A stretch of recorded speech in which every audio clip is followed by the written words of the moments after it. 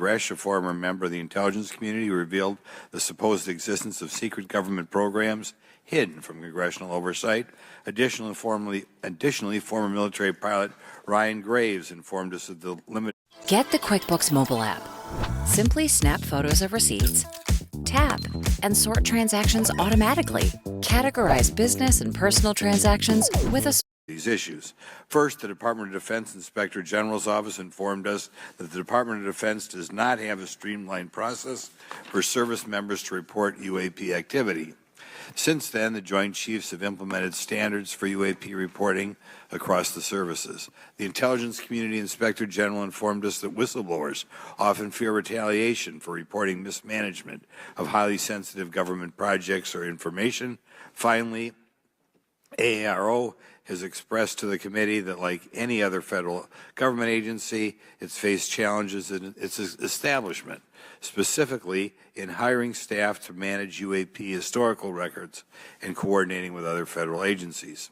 While these agencies have been helpful to us in understanding the challenges that come from collecting UAP data, none of them have been able to substantiate the claims made at this hearing last year by David Grush. Despite our committee members endlessly questioning these agencies inside and outside of a SCIF. I hope our witnesses today will be able to provide evidence and content that is worthwhile to our pursuits of eliminating government waste and increasing transparency. To help alleviate some of the roadblocks, I'm supportive of measures that were included in last year's National Defense Authorization Act to increase transparency and improve record-keeping measures when it comes to UAPs. But I believe there's still more work to go. I co-led the Safe Airspace for Americans Act with Ranking Member Garcia, which requires the Federal Aviation Administration to develop procedures to collect UAP data from civilian aviators.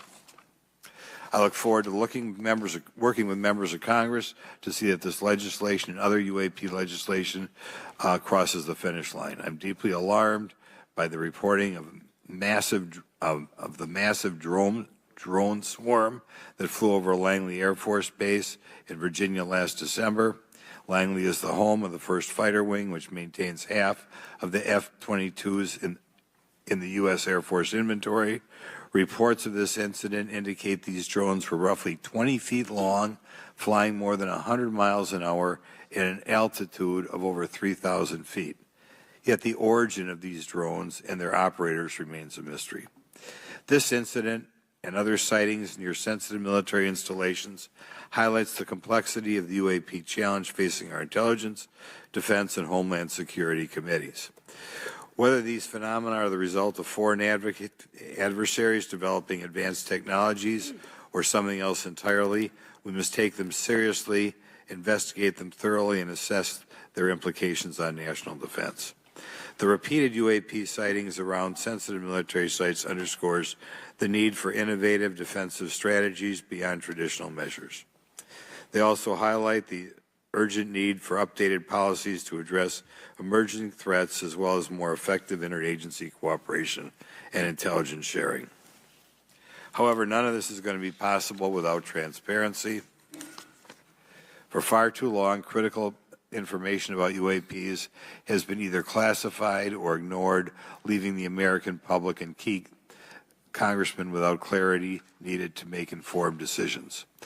Declassifying reports and fostering a more open dialogue about UAPs will not only increase the public trust, but also encourage collaboration between government, the scientific community, and our allies. Quite frankly, there's been things that have been kept secret that is, I think, old enough that there is no reason it shouldn't be released, regardless of any so-called, private information. A transparent approach will allow us to share insights, identify patterns, and develop new strategic defenses. As we continue to investigate these phenomena, we must do so with a mindset of protecting our country, advancing scientific discovery, and upholding the trust of the American people, who right now I don't think have trust, and it's just obvious I don't have trust. We cannot shy away from the unknown, especially when the stakes are so high.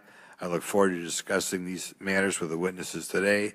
I'm hopeful we can learn from the testimony and come out of this hearing with actionable ideas to advance UAP transparency. Actually, the idea is just to say, in my mind, go back 15 years and everything has to be released.